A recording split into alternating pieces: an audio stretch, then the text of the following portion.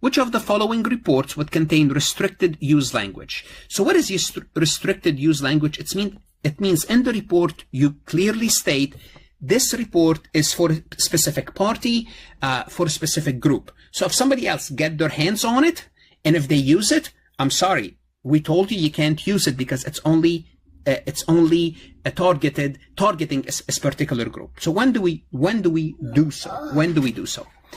A report on the client's compliance with regulatory requirement, assuming the report is prepared based on a financial statement audit of the complete financial statement. Do we have to use this restrictive language? And the answer is yes. If we are preparing a client's compliance with some type of regulatory requirement, but it's based on the audited financial statements, we have to use this language. We have to restrict the report to let them know this regulatory report should be restricted to your use specifically. So under those circumstances, 1 is a correct answer. So we keep 1, we take out B, we keep C, take out D. A report on financial statement prepared on the cash basis. Do we have to restrict the report on the cash basis? And the answer is no. If it's a cash basis, you know what you need to do. Just make sure you contain an emphasis of a matter paragraph, letting them know it's a cash basis. So you don't have to restrict it. Restricted means it's only to a particular group. A lot of companies use the cash basis. A lot of small businesses use the cash basis.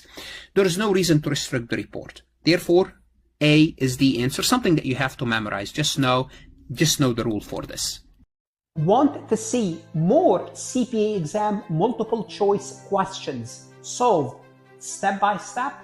At farhatlectures.com, you will get hundreds of video solved MCQs step by step, including previously released AI CPA questions, previously released AI CPA simulation, in-depth lectures and resources to prepare for the CPA exam, AI tools that's going to help you study smarter, not harder, CPA exam podcast lessons where you can learn on the go.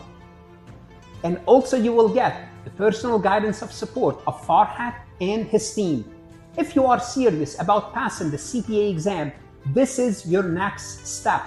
Visit the website farhatlectures.com, start your free trial, and I hope to see you on the website.